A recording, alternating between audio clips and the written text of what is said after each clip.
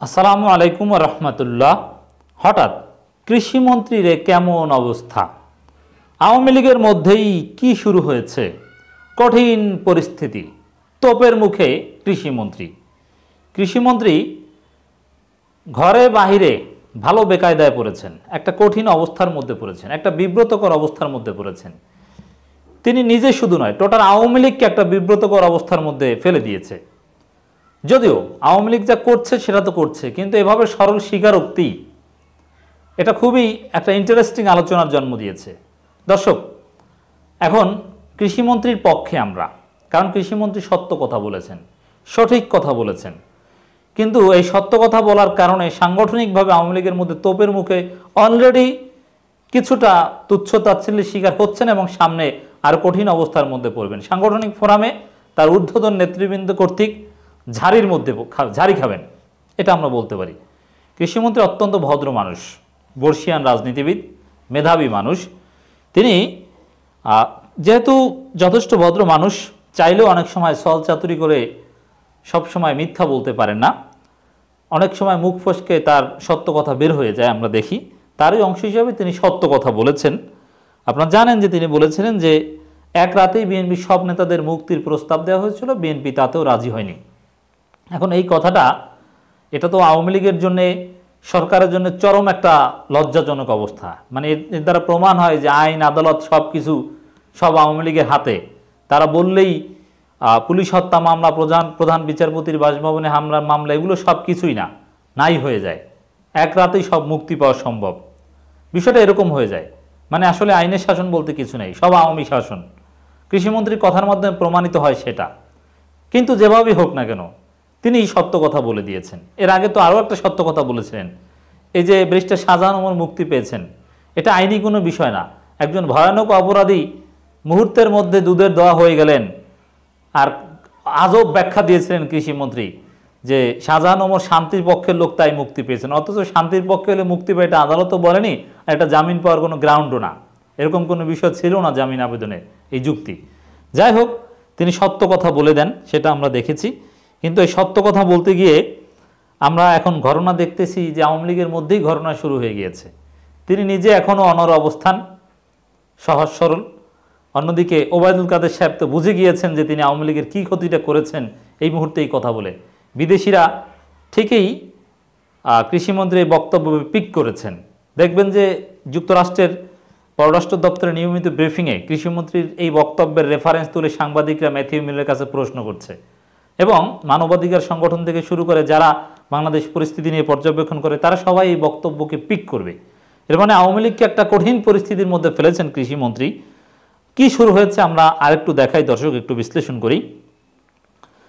দেখেন, দুইটা নিউজ। সামান্যতম ভুল বলিনি, কৃষিমন্ত্রী আবারও আজকে সাফ জানিয়ে দিয়েছেন। তিনি অনড় তার বক্তব্যে, তিনি এনে বিনিয়ে নানান ব্যাখ্যা দেওয়ার চেষ্টা করছেন। তার নতুন ব্যাখ্যাটাও আমরা বিশ্লেষণ করব। এর আগে ওবায়দুল কাদের সাহেব কি বলেছেন, এটা ইন্টারেস্টিং। রবিবার গণমাধ্যমে প্রকাশিত আওয়ামী লীগের সভাপতিমণ্ডলীর সদস্য কৃষিমন্ত্রী ডক্টর আব্দুর রাজ্জাকের বক্তব্যের বিষয়ে দলের সাধারণ সম্পাদক ওবায়দুল কাদের কথা বলেছেন। কৃষিমন্ত্রী এই বক্তব্য তার ব্যক্তিগত বলেও মন্তব্য করেন ওবায়দুল কাদের। এর মানে এই যে এক রাতেই সব নেতাদের মুক্তির বিষয়টা, বা যেগুলো তিনি বলে ফেলেছেন বা মুখ ফসকে ফাঁস করে দিয়েছেন, এটার দায়ভার এখন সংগঠন হিসেবে আওয়ামী লীগ নিতে চায় না, তার ব্যক্তিগত ব্যাপার। এর মানে এই যে ভুল ভ্রান্তি বা যা বলেছেন, এগুলো তিনি নিজে বুঝবেন। এখন ওবায়দুল কাদের সাহেব এর চাইতে বেশি কিছু বলতে পারেন না, বা প্রকাশ্যে এর চাইতে বেশি কিছু বলতে পারেন না। কিন্তু ভেতরে ভেতরে সাংগঠনিক জবাবদিহিতার সিস্টেম তো সব সংগঠনেই রয়েছে। তখন ঠিকই তাকে একটা তোপের মুখে পড়তে হবে, এতে কোনো সন্দেহ নেই। বিশেষ করে মাননীয় প্রধানমন্ত্রী তাকে নিঃসন্দেহে এই বিষয়ে সতর্ক করবেন এবং জবাবদিহিতা নেবেন যে তিনি কেন আগ বাড়িয়ে এত চালাকিমূলক কথাবার্তা বলতে গেলেন। এখন এটা একটা বিষয়। আর কৃষিমন্ত্রী ঘুরিয়ে ফিরিয়ে আবার কি ব্যাখ্যা দিচ্ছেন দেখেন, জগা খিচুড়ি মার্কা। এটা একটু আমরা বিশ্লেষণ করি। তার যে নতুন ব্যাখ্যা, এই ব্যাখ্যার মধ্যেও আবার ভুল।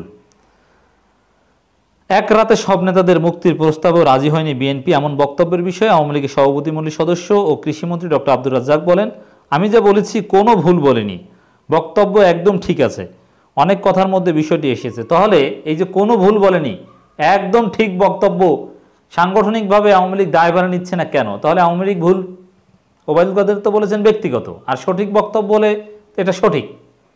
যেহেতু ওবায়দুল কাদের সাহেব বা আওয়ামী লীগ তার বক্তব্যের দায় নিচ্ছে না, তাহলে আওয়ামী লীগ ভুল, না হলে কৃষিমন্ত্রী ভুল। তাহলে আওয়ামী লীগের মধ্যে ঘটনা শুরু হয়ে গিয়েছে যে কৃষিমন্ত্রী আওয়ামী লীগের এই বর্তমান অবস্থান, তার বক্তব্য নিয়ে সেটাকে আওয়ামী লীগকে ভুল মনে করে, আর আওয়ামী লীগ মনে করে তার এই বক্তব্য সঠিক নয় বলেই তার বক্তব্য ব্যক্তিগত। সঠিক হলে তো সাংগঠনিকভাবে গ্রহণ করতে কোনো সমস্যা ছিল না, অথবা ডিফেন্ড করতেন।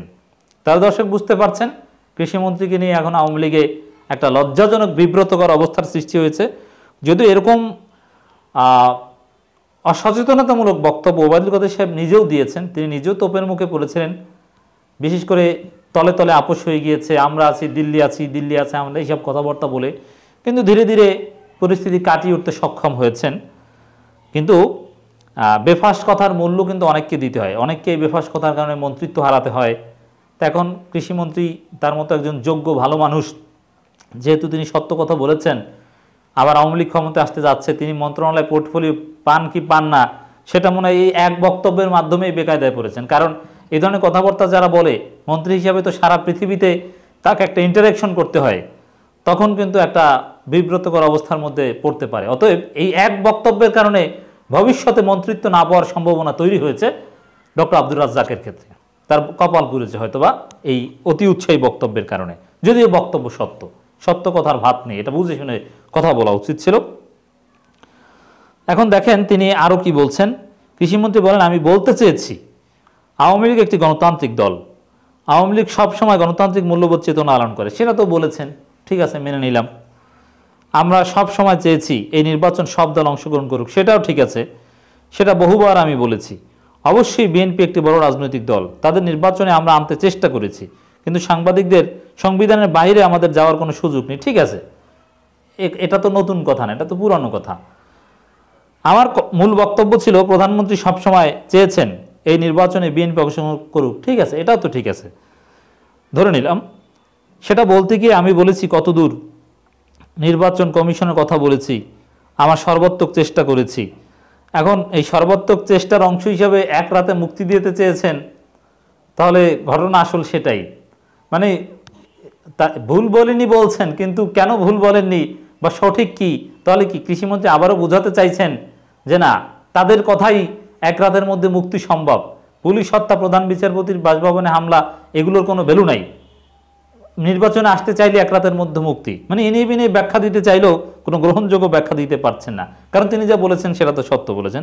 কৃষিমন্ত্রী বলেন, আমি মনে করি আমি যা বলেছি ভুল বলিনি, সামান্যতম ভুল বলিনি, একদম বক্তব্যে ঠিক আছে, অনেক কথার মধ্যে এসেছে তো কাজেই ওরা দেখায়নি। আচ্ছা কি আসে তো আপনি বলেন, আপনি ফুল বক্তব্য যদি 100 বার শোনান, তারপরও এক রাতের মধ্যে মুক্তি দেওয়ার যে প্রস্তাব, সেটাকে অন্য কোনো ব্যাখ্যায় রূপান্তরিত করতে পারবেন না। অতএব যা বলার সেটা হয়ে গিয়েছে, আপনি ঢাকতে পারবেন না, ঢাকার কোনো সুযোগ নেই। তিনি বলেন, আওয়ামী লীগ আন্তরিকভাবে চেয়েছে, কত ইনিয়ে বিনিয়ে নানান কথাবার্তা, এখন অমুক, তার মা অসুস্থ, কত কি রয়েছে, তারেক রহমান, এগুলো টেনে তার বক্তব্যকে ধামাচাপা দেওয়ার চেষ্টা করছেন, কিন্তু কোনো লাভ নেই। কৃষিমন্ত্রী কঠিন পরিস্থিতিতে পড়েছেন, আগামীবার তার মন্ত্রিত্ব হুমকির মুখে পড়েছে।